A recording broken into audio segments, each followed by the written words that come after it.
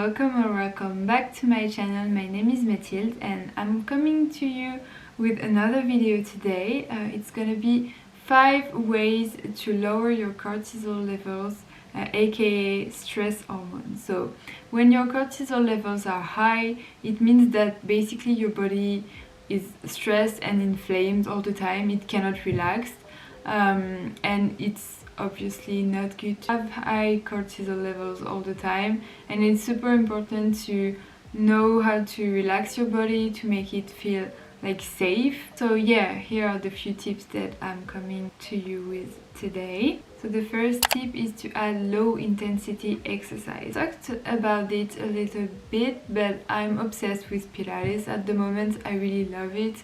I think it's such a good way to both strengthen your body because you're doing a lot of like strengthening movements, but it's also very low intensity because you stretch at the same time. So yeah, I really like it. I've discovered it last year and I'm really enjoying it. And obviously also yoga. I'm a yoga teacher, so I love yoga. And yeah, all the stretching part as well is super good for your body to relax. I love yin yoga. It's a type of yoga where you're staying like a few minutes in the pose and it helps your body like really stretch a long time in the pose and relax.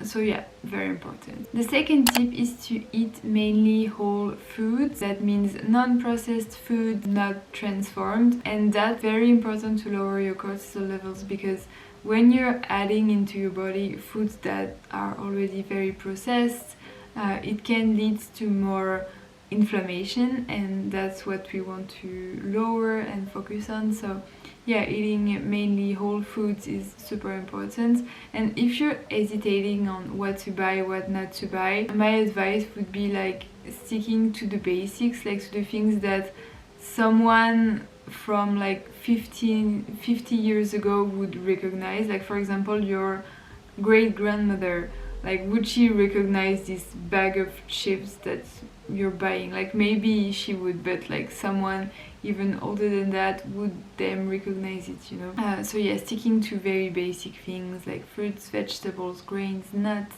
so many things. My tip number 3 is to improve your gut health. That's linked to the previous tip because when your gut is inflamed, you do not digest things properly, and that can lead to more inflammation as well. So there's many things to do to improve your gut health.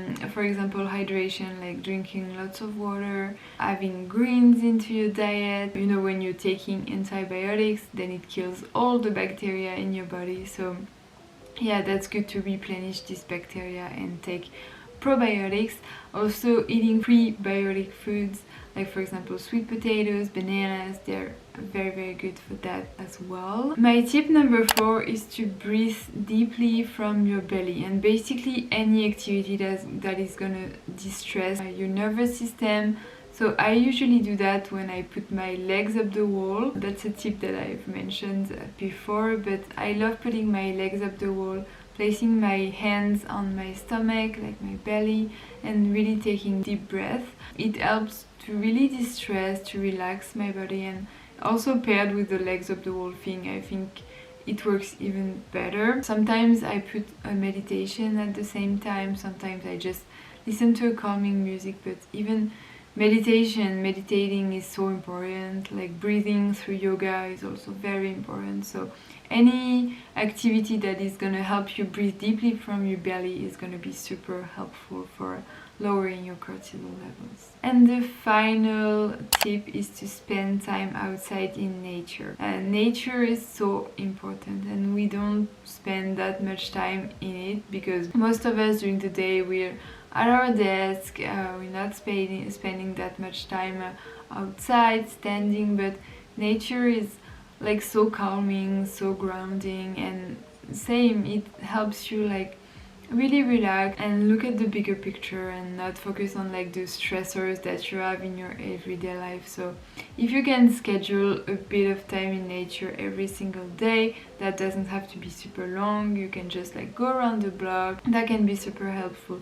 And I think there have been like some studies showing that even for the brain it's so important to look at greens. Like We don't have that many green trees in our surroundings if we're living in cities, but if you're going in nature, then you're seeing a lot of greens. So that's also very important for your brain and the production of serotonin, which is the happy hormone, to look at greenery. So if you can manage to incorporate that into your daily life, that can make such a big difference. So here are my 5 tips for you today. It was very quick, short, but I hope it helped you in any way to feel better, feel less stressed, and yeah, just feel happier in your body, more balanced. So thank you all for watching, and I'll see you in the next video.